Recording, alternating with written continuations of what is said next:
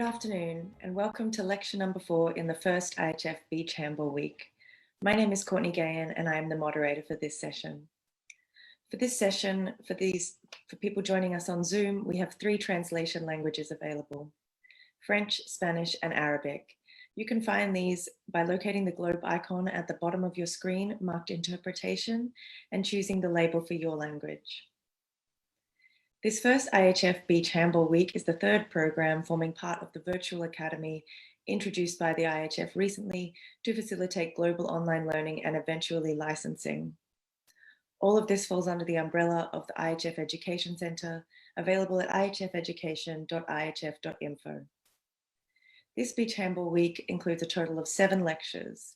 This afternoon, we focus on officiating, and that is presented by IHF Beach Handball Delegate Joanna Brehmer and IHF Beach Handball Referee Laura Buchón-Perea. Please feel free to ask questions throughout this lecture. We'll stop to address as many as we can. And please note that this is being recorded, so you will be able to access it later for on-demand viewing on the IHF Education Centre. And so, ladies, we are ready for you to begin. Welcome. Welcome. Hello to everybody. Good afternoon. Laura, can we start? Yes, we are ready. Super. Hello, good afternoon. Thank you very much for the invitation and participation in the seminar. I'm very happy that I can share my experience with everyone and take care of the development of our beloved discipline, what is the beach handball. I have been in beach handball for 15 years, and during this time, a lot has happened and changed in terms of the rules of the game. Today, with my colleague Laura, we will take the topic progressive punishment and 6-meter throw. Topic progressive punishment is very important and very extensive subject. Therefore, during our speech, we will focus mainly on the progressive punishment close to the 6-meter line. We will not focus on general infraction and unsportsmanlike conduct on the court, out of the court, but close to the 6-meter line. During the match, from the referee side, it's very important to build progressive line from the start of the game and show players what is allowed and what is not allowed. In our presentation, we want to concentrate on 4 points. As you see, the first one is clear chance of scoring. Second one will be progressive punishment and free throw. Third one, 6-meter throw. And the last one, 6-meter throw plus progressive punishment. Next slide. Our first point is clear chance of scoring. When you want to analyze what exactly means clear chance of scoring, we have to take into account 4 situations. First situation, when a player who already has ball and body control of the opponent at the goal area line has the opportunity to shoot on goal without any opponent being able to prevent the shoot with legal method. It means the referee has to be 100% sure that no one is able to prevent a player in attack according to the rule of the game. Our second situation, we have when a player who has ball and body control is running or dribbling is alone towards the goalkeeper in counter-attack without any other opponent being able to come in front of him and stop the counter-attack. In this moment, the very important word is he is alone and without any other opponents. And our third situation, occurring in the situation, clear chance of scoring, is when a player is in situation which corresponds to our first and second example. But it's a small difference because except that the player doesn't not yet control the ball, but it's ready for immediate reception of the ball. The referee must be convinced that no opponent will be able to prevent the reception of the ball with legal method. For example, when we have a player who is in counter-attack and is alone, close to the 6-meter line, the opponent, and waiting for the ball from teammate, and somebody stop the counter-attack in illegal way, it means that it's a clear chance of scoring, and we have to give 6 meters. On the first and the second situation, we have player with ball, but on the third one, the player doesn't have the ball, but is ready to immediate reception of the ball. And our last situation, which is described clear chance of scoring, is written in our clarification number 7, when the goalkeeper has left his goal area and an opponent with ball and body control has a clear and unimpeded opportunity to throw the ball into the empty goal. This applies also if defenders are in position between the throwing player and the goal. But the referees must then take into account the possibility for this player to intervene in a legal manner. As you see, we have 4 different situations which tell us what is necessary to dictate 6 meters throw. On the next slide, we can summarize our arguments when deciding on a free throw or a 6 meter throw. We must bear in our mind whether this is a situation clear chance of scoring or no. We have to remember that the clear chance of scoring can be anywhere on the court, not only close to the 6 meter line of the opponents. For example, goalkeeper saved the ball and wants to directly throw to goal of opponent, but player from opposite team come in the goal area and disturb goalkeeper to take the shot. Laura, your turn. Thanks, Joanna. Welcome to everybody. I hope you are doing well during this pandemic situation, unfortunately, and stay healthy. On the next, we are going to talk about the progressive punishment plus free throw.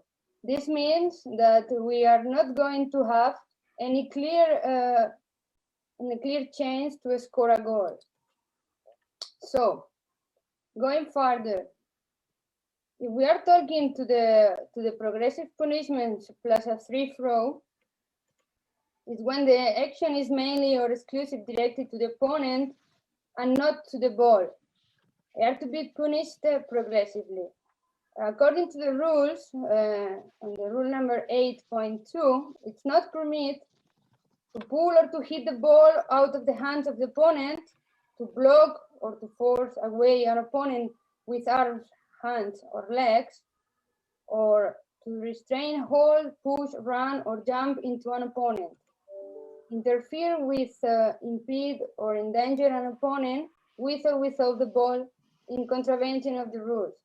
This mainly it's generally, but when we are talking about free throw situation, it means because there's no clear chance to score a goal. If we move further, going to the clips to show us a better situation, only speaking with this situation, we can see, for example, in this game situation, that the team is playing the ball and the pivot is trying to move forward to receive the ball from his colleague, at the same time that the defender is trying to grab him from the back, like trying to not let him to move forward, catching him from the shoulders, arms, and finally both of them land on the sand. These situations are really important at the beginning of the game, on the first period, just to let all the people know what is going to be permitted during the game from the referee side. Forget the timing on this clip specifically, but if this situation is at the really beginning of the game, it's okay from the referee side just to tell the player with a body language gesture that we are not going to allow you to do this. It's a free throw because there is not clear chance to score a goal. This is clear, but it's really important to set the line from the rest of the game. In the next situation, we are going to see something more faster movement, okay? We are going to have the situation on the wing. He is receiving the ball and then it's a crash. It's a really contact between the defender and the attacker. Unfortunately, in this situation, the defender gets a little bit pain or not completely injured. It's just because of the crash. But we can see here how the defender goes into the attacker while he's running to the goal line, but he has not yet the opportunity to score a goal, because if this player stops his movement to the opponent, probably he will be able to win an attack fault situation. But there's a crash from the side at the same time that the white player is running forward. Here we can see the leg in the contact by the side of the player, and then both of them fall down. Okay, this situation, it's not for a 6-meter situation, according that this player, the white player, it's running to the goal line, to the goal area line, sorry, but there's not a situation to start the spin shot or to have the clear position of the arm up just to shoot to the goal. Okay, if we move forward to our presentation, the next situation that we have, we are going to see a situation at the very beginning of the first set. It's around minute 2, and we are going to see the specialist who is going, here we are, we have the specialist wearing the t-shirt with the lines, and the center defenders go forward, go out of the 6-meter line, and with his movement try to avoid or the progression of this player, and there's a contact with the leg that it's against the rules. If we go to the book of rules, we are talking about 8.2b, and it say that it's not permitted to block or force away an opponent with arms, hands, or legs. The defender, we are going to watch this again, because the defender is moving. It's moving to the side with his leg to collide with the opponent, who is moving forward to the empty space.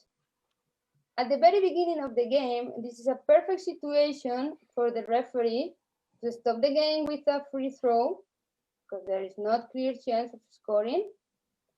Here, when the attacker has not the opportunity to continue with his movement, we stop the game, and it's a perfect moment, as I say, to make clear warning to this player. It is not necessary the suspension at the very beginning of the set, but it's really important to set the line and to tell this player that he is not allowed to use his legs to stop the player. Okay, so we stop the game, we say this is not permitted, it's free throw, and in the next situation, this happens again, is the perfect moment to go with a progressive punishment that should be suspension. If this situation happens at the middle of the first set or at the end of the first set, or maybe in the second set, it's not really interesting to go to the warming. It's really important to go further with the progressive punishment, so we will react with a suspension. Okay. Next situation, we are going to talk about a really different situation from the past that we are watching right now.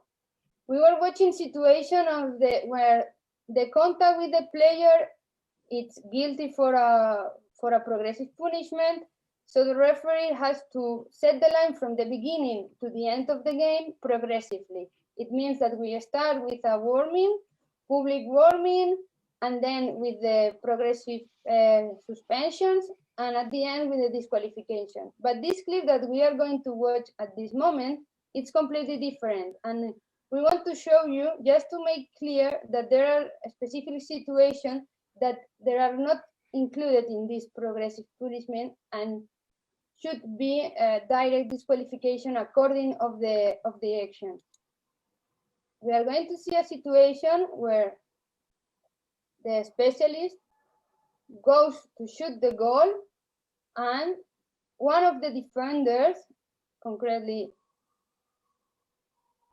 this player on red, hits the attacker on his face. Why is not a situation for a 6 meters and it's a free throw? Because according to the rules, there are many players in this situation, 2 players that are between the 6-meter line and the attacker. That means that these defenders could defend properly the situation. So this situation is for a free throw and disqualification because of the hitting in the face, according to the 8.5 rule, who say that it's not permitted to endanger the opponent health while attacking him. So this situation is required but by a disqualification. Courtney, we have any question at the moment? We do have just one about clip number 2. If you remember which one this is. I'll go there.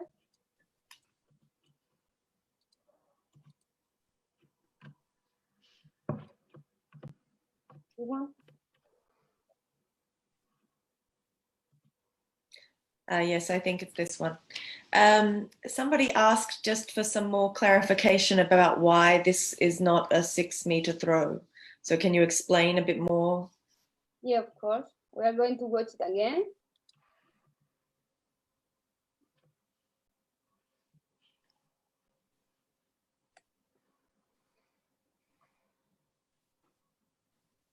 This situation, it's not for a 6-meter throw, just because the player, when he's receiving the ball, it's going to be ready for the shoot, but instead of his during the spinning shoot, he's already almost going to this position to start the spin. It's because it's free throw, because it's not really at the moment that he's starting or doing the spin shot. This is why it's not for a 6-meter throw. Mm-hmm. Okay, that's all so far, so we can continue. Okay. Yeah. Okay. Thank you, Laura. Now we are going to the topic 6 meters throw. And I can come back to the situation clear chance of scoring and tell when we have to award 6 meters throw. When we have a clear chance of scoring and the action is stopped in illegal way, we decide about 6 meters.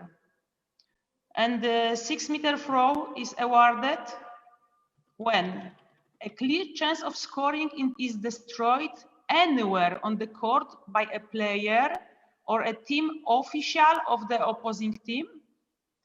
Now, our keywords is clear chance of scoring is illegally destroyed anywhere on the court by a player or a team official or the opposite team or maybe some spectators.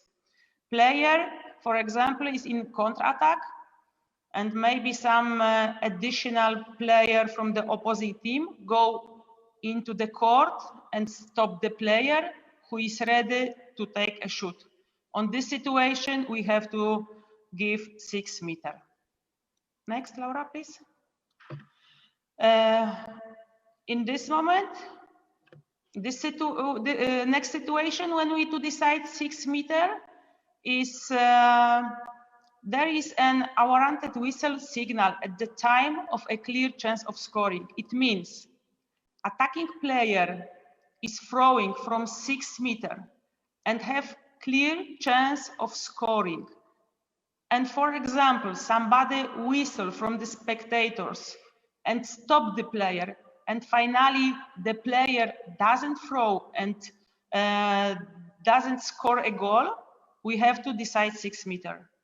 When the player with ball is in clear chance of scoring, stopping, because some whistle from spectators, give 6 meters.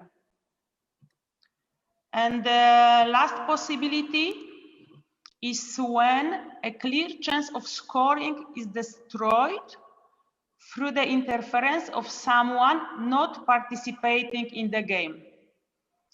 According to the explanation, except when rule 9.1 comments, the 6 meter throw is awarded. Maybe some of the spectators enter the field and interrupt the action. Of course, it should be the clear chance of scoring. Laura, please. Okay, we continue with this situation by the clips that help us to the explanation. In this situation, we are going to watch a defender who hits the attacker arm when they jump trying to play the ball. The defender action is directed to the ball. Just in the way to slap the ball, he hits the arm of the opponent. Okay, let's see by the slow motion that help us and the next, and we will see clearly. Okay, here it is the pass from the specialist to the wing. Both players jump. Defender playing is not seeing the attacker, and in the try to catch the ball, he slaps on the attacker arm. This situation is a clear for a 6 meter throw because the defender action is directed to the ball. He's not trying to hit the attacker arm, just that unfortunately he found the arm instead of the ball. Once more. Here we have on this side of view. The defender is not looking to the attacker who is jumping for the in-flight.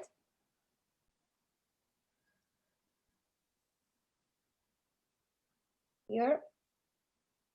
And we found a really clear chance of scoring destroyed by the defender. So this situation should be 6 meter throw.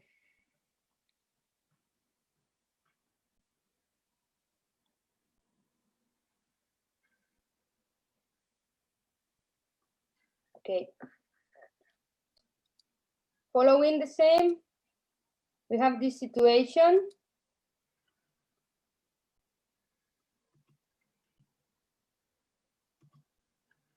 It's really similar from the clip before. Forget the referee's decision. We are trying to focus just on the situation. Here we have the player who pass the ball to the pivot on in-flight, and in the action of the number 9 from the golden team, the defender team, is trying to slap out of the hand of the attacker the ball, hits both the ball and the hand. So the clear chance of scoring is destroyed. So this situation must be 6 meter throw.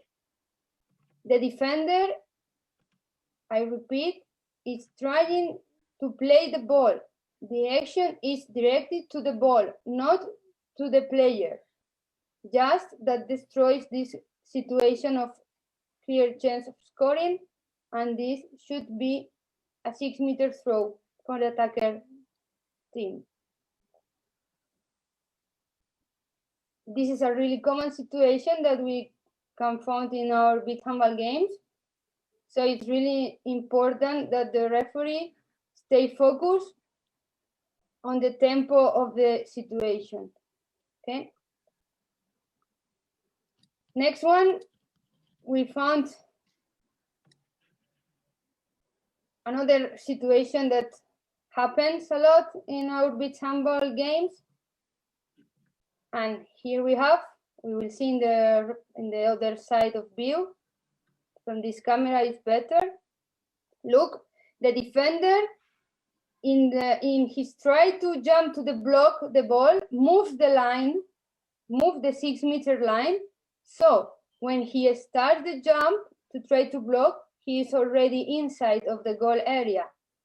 So moving the 6 meter line before the jump, consider that maybe this situation could be also for a progressive punishment, because we are going to watch it again. 6 meter throw because of the entering in the goal area and destroying a clear chance of scoring. That's clear. But then we are going a little bit further, and we are going to reconsider if this movement, not this one, wait. Okay, he is moving the line already. And now it will be a contact with the attacker. See, this could be, I'm not saying that should be, could be. This needs to be considered by the referee if this movement is for a progressive punishment or not. We are, with this situation, we are speaking about the limit. Here is the limit between 6 meter throw or 6 meter throw plus progressive punishment. In any case, for sure, it's for a 6 meter. Once more, pay attention to the line. The line will be moved by the defender.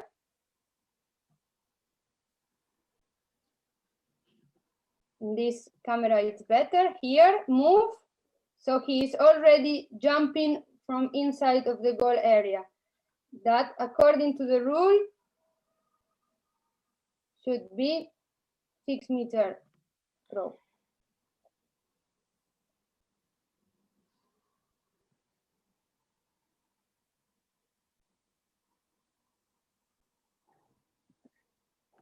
Okay. Next one. In this situation, we are going to fix our attention again on the defenders.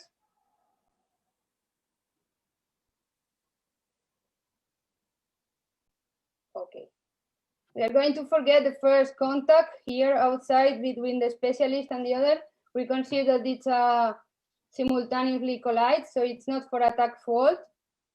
And in this situation, here, okay, the number 7, it's standing inside of the goal area and making a contact with the player who is trying to do the spin shot. This is nothing, this is simultaneously. And then here,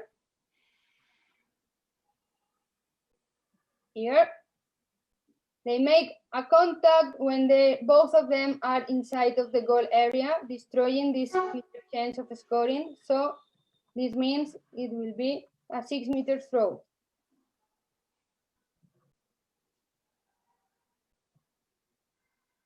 Here we have Number 7, contact, standing inside of the goal area, and because of the shoot it goes out, should be 6-meter throw. Okay. Next one.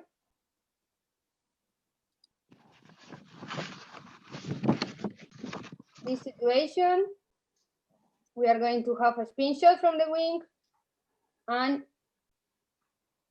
look, the referee, she said that the defender goes inside of the goal area. Look here, he's moving the line, jumping from inside of the goal area.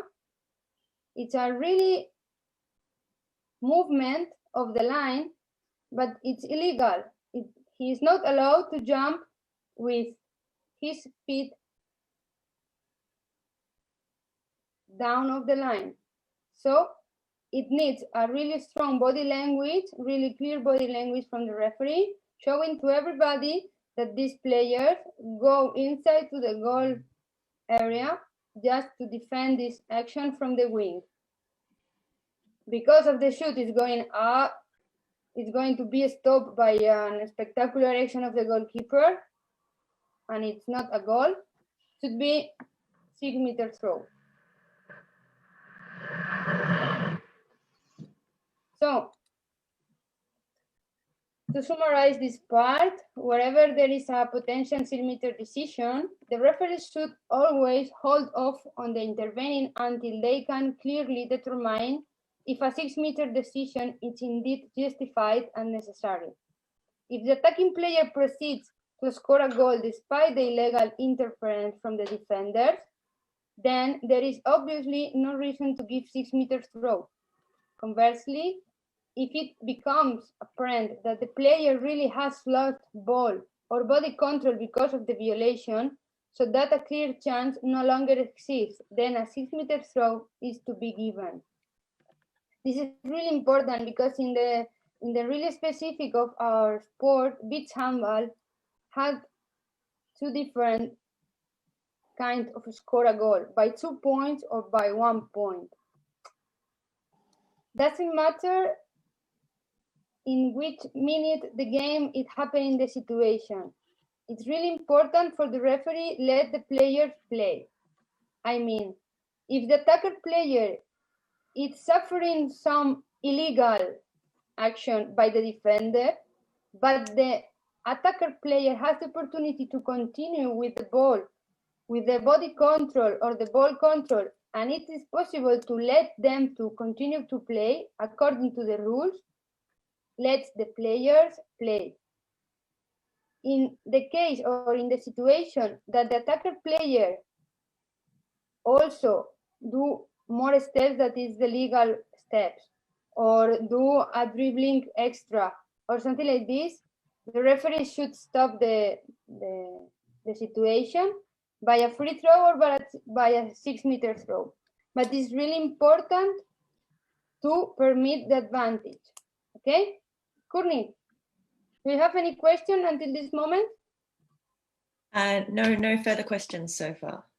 Super. We continue. Joanna? You are a good lecturer, Laura. Nobody asked. Exactly. Okay, now we are going to the next step. Now it's a 6-meter throw plus progressive punishment. And we have to remember the philosophy of beach handball is based on principles of fair play. And every decision has to be taken in accordance with this principle. We want to talk about progressive punishment and fair play. We have to remember that the respect, the health, integrity, and body of the players is our main task. We have to save the health of the player. We have to punish every behavior from the player. What is danger to the opponent? False, where the action is mainly or exclusively aimed at the body of the opponent, must lead to a personal punishment. We must not forget that in beach handball, we have very fast way for progressive punishment. only we have one suspension, and the second one is a disqualification of the player until the end of the match. If during action involving progressive punishment, there is a situation clear chance of scoring, we have to decide about 6 meters and also give progressive punishment. Next one. Could you start, Laura? Yep. The action is played on the right wing. At first, you could be tempted to make a foul in attack, but when we see the replay from the other camera, which show us the movement from players, both attacking and from attack and defense, we can see other view. The offensive player has enough space to make a spin shot. The defense player has no chance to stop the game in accordance with the rule. In addition, his behavior may cause an injury to the attacking player. The defender moving along the 6 meter line moves his leg and hip towards the attacker, but it's not possible to interrupt this action without breaking the rules. The defender intention was to foul a player who was in a clear chance of scoring situation, so the decision is only one correct: progressive punishment plus 6 meter.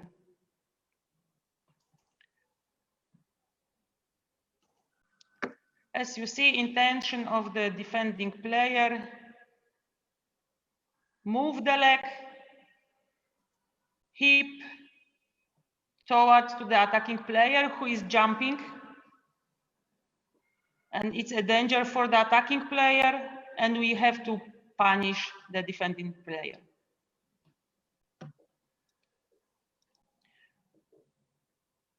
Next slide. In this action, attacking player wants to pass the ball to pivot, who is in the very good position and have possibility to catch the ball and score a goal. But defending player don't have chance to take a ball in correct way, and fouled pivot player, which is in the air and wants to catch the ball. Rule 8.2 tells us that it's not permitted to restrain, hold, push, run, or jump into an opponent, and because of this action destroy a clear chance of scoring, that it means a 6 meter throw and progressive punishment.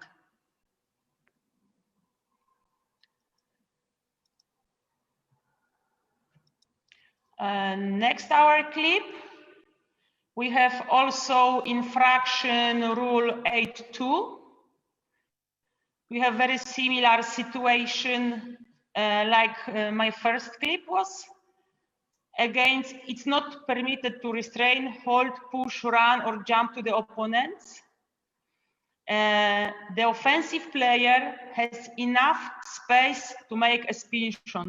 Now we have little different with clips with Laura, when the attacking player didn't have enough space for spin shot, but on these clips it's enough, and the attacking player is in a good way, but the defensive player has no chance to stop the game in accordance with the rule.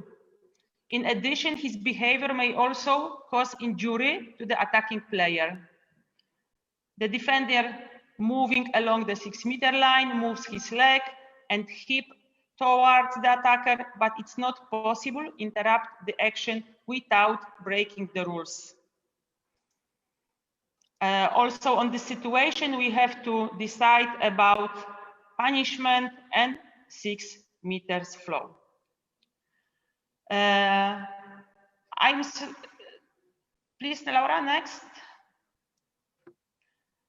Yeah. Okay. In this situation, we are going to see the specialist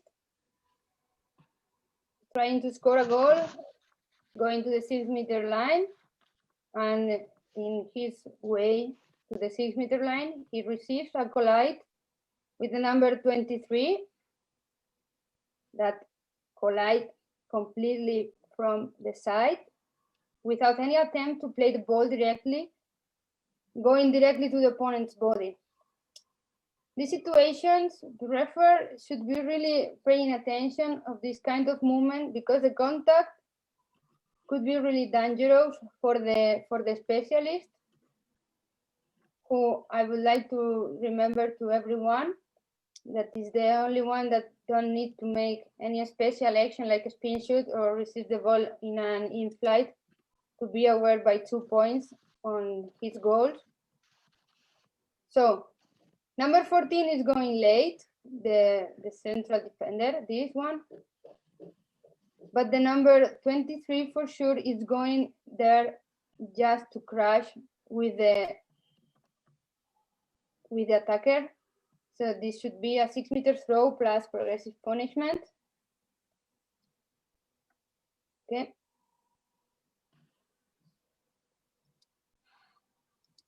Next situation.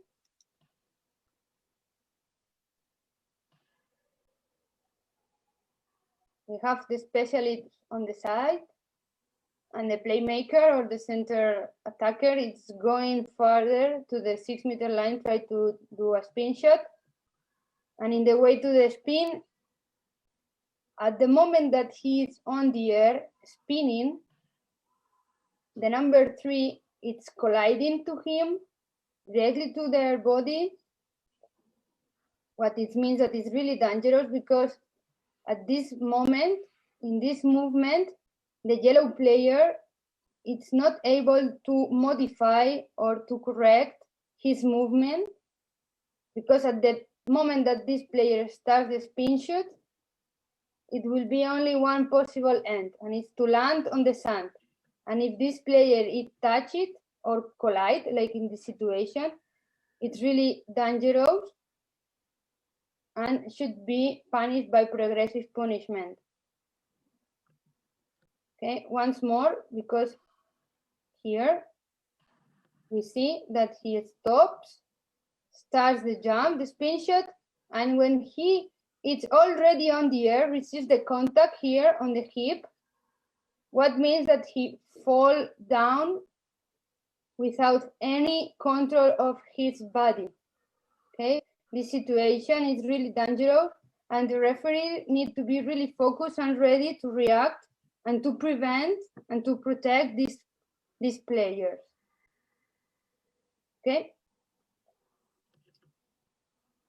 On the next,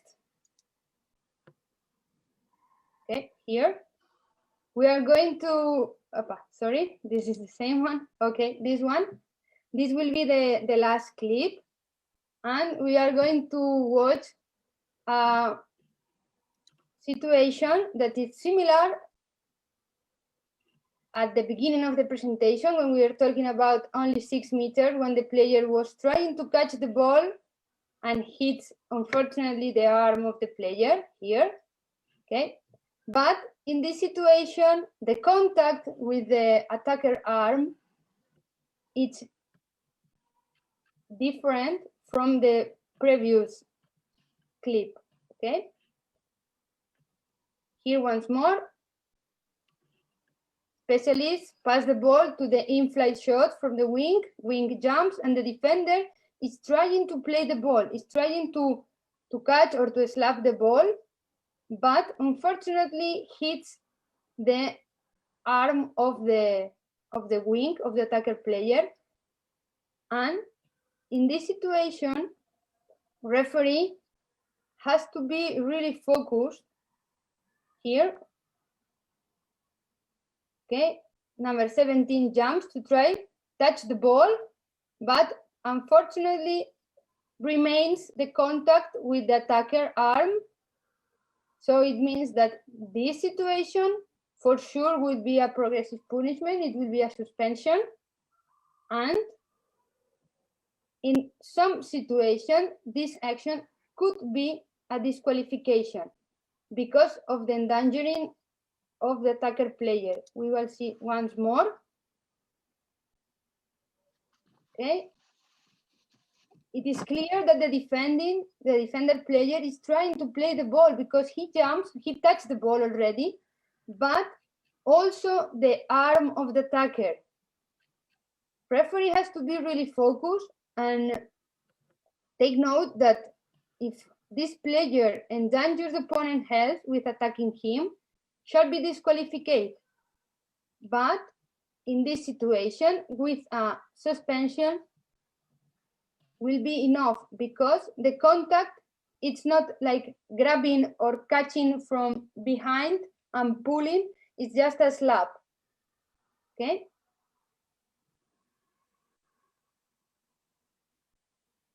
Once more.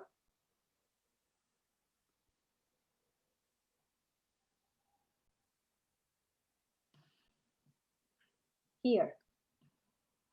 Jumps, looking to the ball, touching the ball with the right hand, and the attacker player is able to catch the ball, but because of this contact, is destroyed the clear chance of scoring, 6-meter throw, plus progressive punishment. Okay.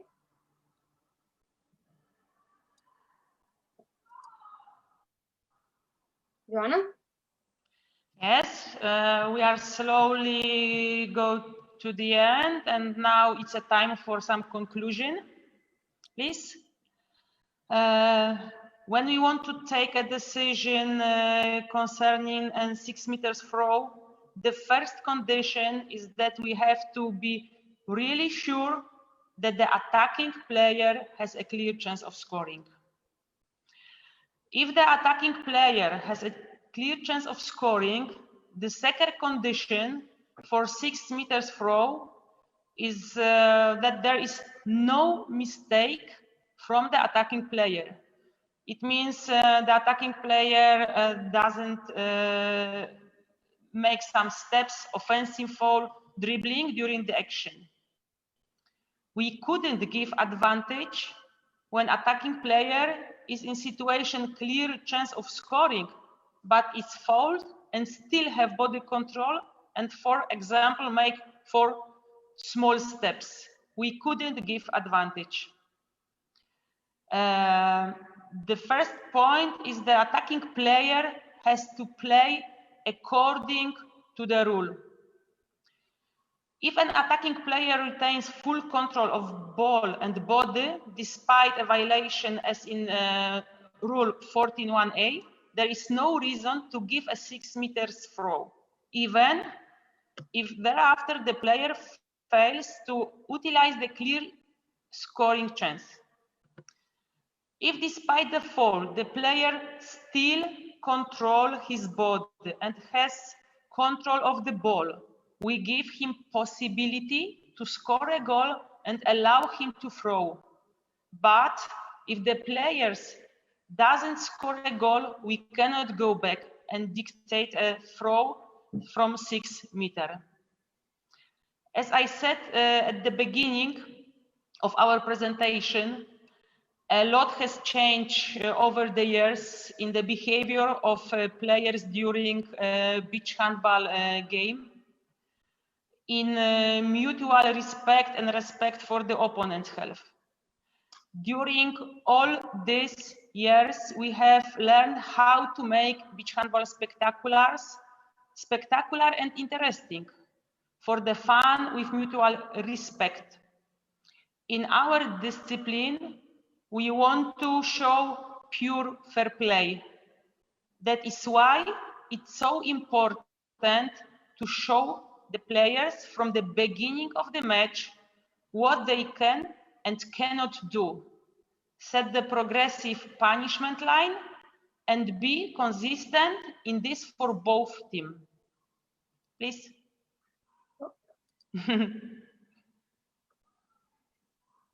As my dear colleague Joanna told, in this discipline, it's really spectacular, the action, but not only from the side of the attacker.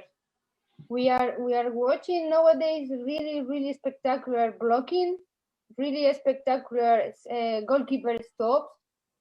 But the most important is that the players, both parts, the attacker and the defender, feel secure, feel protected by the referee side to improve this performance, these spectacular actions that they are really important in our sport. And it's really interesting and really important that the philosophy of the beach handball continued based on the fair play. Okay, if any behavior of a defensive player that affects the situation and it's unsportsmanlike behavior requires progressive punishment. This is the only way that the people understand that in our discipline, in our sport, we are not going to allow this endangering situation or dangerous situation. Okay. For our side, that's all. I would like to thanks to everybody who is watching this seminar, not only today, also the full week, because I think that we are learning a lot, and it's really inspired and encouraged despite this situation. We really hope that everybody stays safe, and also that the soonest as possible we will meet again on the sand with our dear beach handball, and we will enjoy it again all together. I'm really sure. Courtney, we are ready for questions. Okay. So we have just a few questions about some different situations to begin. Let's see if some more, oh, now there's more coming in. Okay.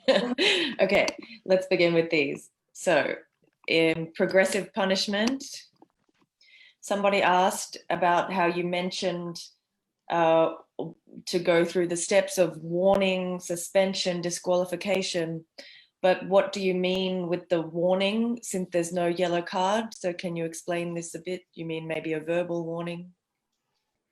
I think every referee should good manage the match, and the personality on the court is very important to show what is allowed, what is not allowed. Sometimes we don't have the yellow card as in indoor.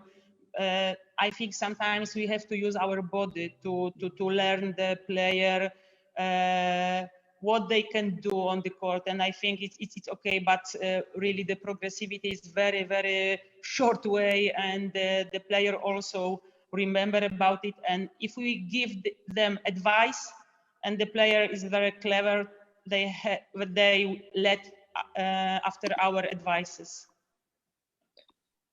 Okay. If a player, an attacker is trying to do a 360-degree spin shot and the defender makes an illegal action, but the ball still goes into the goal, do you award, so the player can't complete the spin shot, I suppose is what this means. Would you award 1 point, or do you award a 6 meter to allow the attacker the chance to get the 2 points?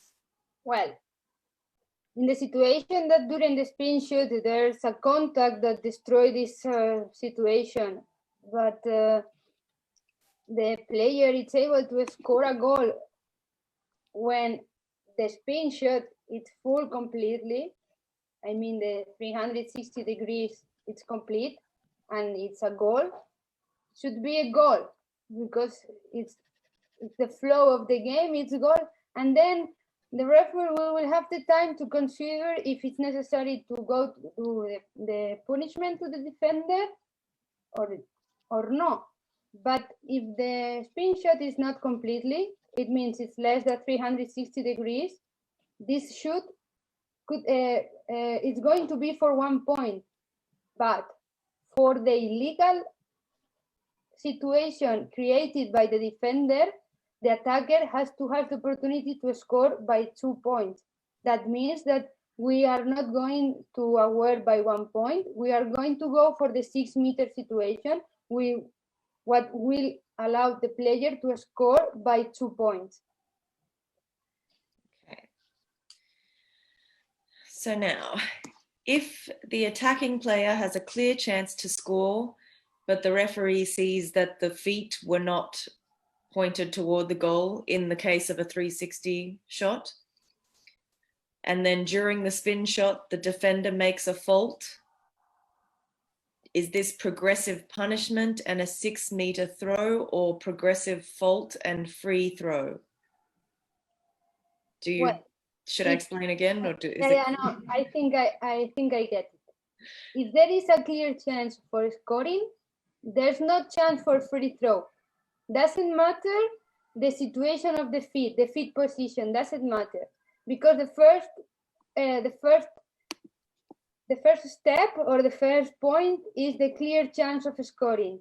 Then we will see if the feet are correctly for the 360 degrees spin shot, or if the player cannot complete this spin shot. But if the first point is there is a clear chance to score by a spin shot, and then in the moment that the player is doing the spin shot, there is a illegal contact, we go for the 6 meter. Doesn't matter at the beginning what is the situation of the feet. Clear chance of scoring, it means 6 meters.